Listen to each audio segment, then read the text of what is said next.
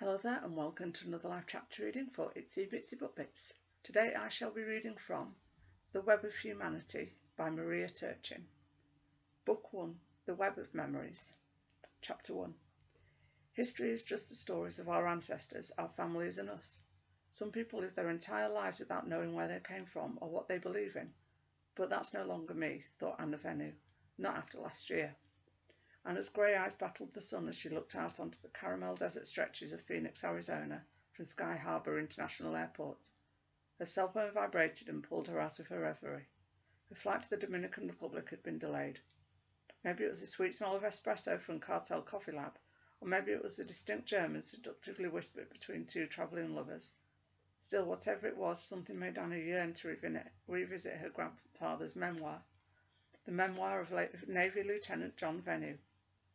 It was the end of the 19th century in New York. Like the stories of many Americans, my parents were immigrants, Sicilians hoping to escape poverty and life under mafia rule.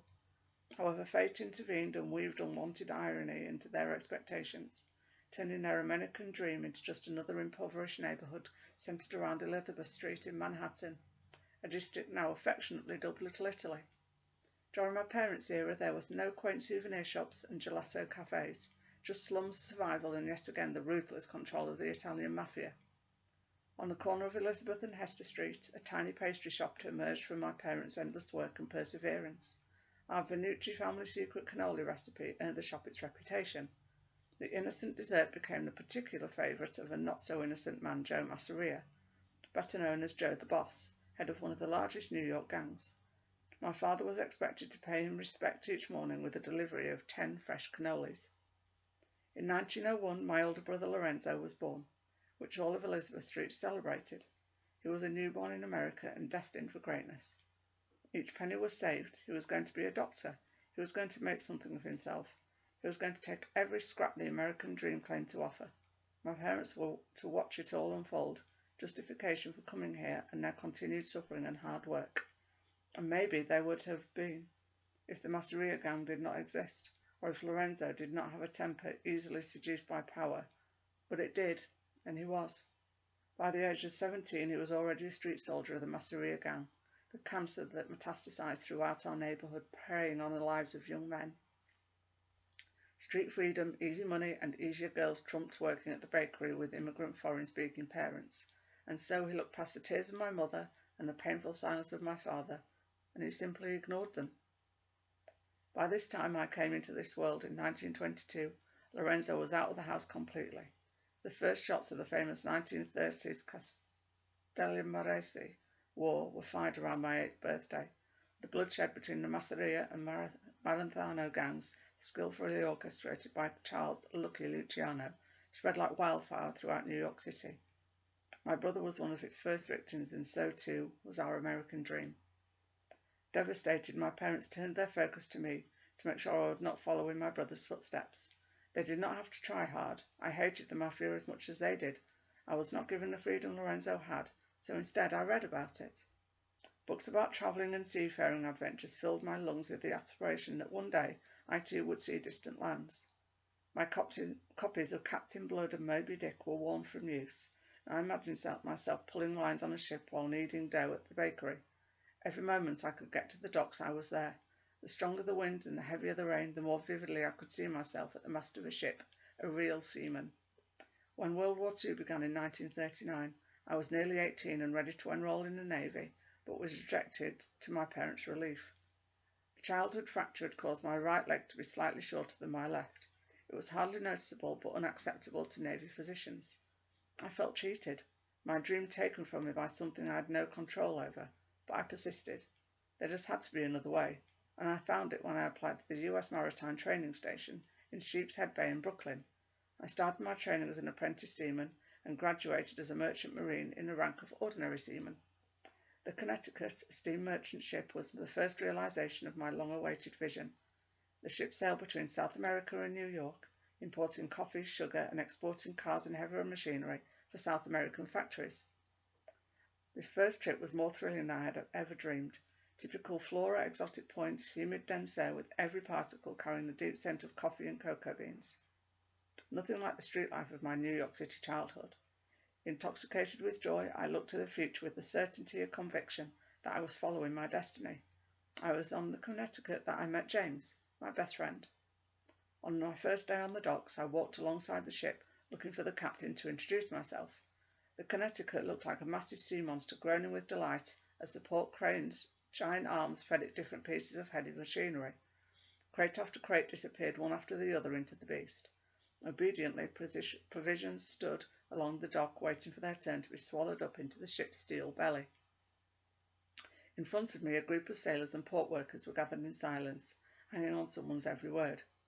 Straightening my uniform, I made my way swiftly in their direction, hoping to catch the last of whatever instruction was being given to the crew. I joined the semicircle just as a roar of laughter erupted. To my astonishment, the centre of the attention was nothing more than a young sailor, only a couple of years older than myself. The look on my face must have expressed such surprise that it caught his attention. He locked his sharp eyes onto mine, ceasing his laughter abruptly. "So who are you, anyway?" he asked me. Caught off guard, I stared at him wide-eyed. "Oh, my lads, I think the lady needs an introduction," he continued to taunt me, and everyone's attention was focused on me, watching as redness splashed across my face.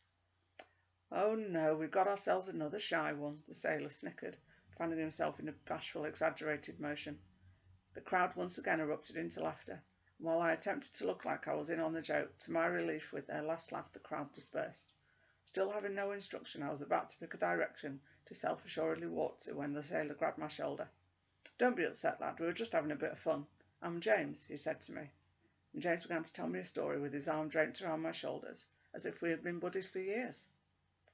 2 days ago it was Mikey's birthday, and now what you got to know about Mikey is the kid runs his mouth about messing with dames all the time. Thinks he's Clark Gable. So I figure, okay, I'll take him to the cat house. See how suave he really is. So I tucked to the bricks looking real sharp, except Mikey's trousers are too big, but it's the best pair he's got from his old man. James stretches his hands to show the width of Mikey compared to the trousers. When we get inside the joint, Mikey starts to look like a mess of nerves. James imitated Mikey, trying to keep his cool. We're facing a room of girls now, and they're all winking, pretending like they're crazy about us. And as I'm chatting up this one broad, I look to my right, and Mikey's frozen, staring at a blonde who's stroking his chest. All the hairs on this kid shot straight up like a damned cat. The girl glances at me because the kid looks stupefied. I mean, not moving, stupefied. As if he's just seen a ghost. I shrug my shoulders and say that it's nerves, so the dame gets this sly look on her face, says she knows just how to change that, and suddenly she's shoving Mikey's head between her breasts, and he starts shaking uncontrollably. We start cheering him on, not expecting that all the shaking would wriggle his pants straight to the floor. Poor Mikey feels it and starts waving his arms around, but the broad doesn't notice and thinks we're all laughing along with Mikey's good time. The idiot steps back and trips over his own pants and falls backwards. So there's Mikey on his arse, beaming red like a Christmas light in front of a room full of laughing dames. James is laughing so hard he can barely finish the next sentence. "And then," he says, trying to keep his words straight, "we see his underpants wet right where it counts, the poor devil." James's laughter turns into tears, making me dissolve into hysterics right alongside him. "And then you walk up with that petrified look just like Mikey. Oh, I'm sorry, lad, but I just couldn't help myself." James composes himself and wipes his face. He then asks me where I'm from and what crew I will be a part of.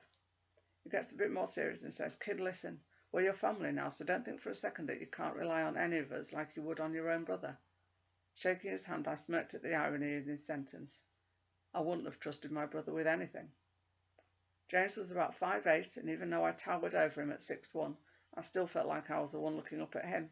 His jawline was strong and the features on his face were prominent all at once, giving him the appearance of somehow being bigger than he was and more mature than he was. Knowing James meant knowing an incredible storyteller with a sense of humour so great it heightened your own. With a strong willingness to help, a sense of camaraderie, and the Irish ability to drink himself sober, James was loved by every crew member from the captain to the wiper. The only treasured possession James carried was a stone cross that hung from a thick leather string between his collarbones. A well-known priest gifted it to him when he was just a boy, days before his family emigrated to America. Even though his Irish roots should have rendered him my enemy, they brought me closer than my Italian blood had to my own brother. Being a few years older than me, but already ranking as able seaman, James took on a responsibility my older brother never did, and we became inseparable. I hope you enjoyed listening to this chapter reading and that you'll go check out the book. Thanks very much for watching. Bye bye.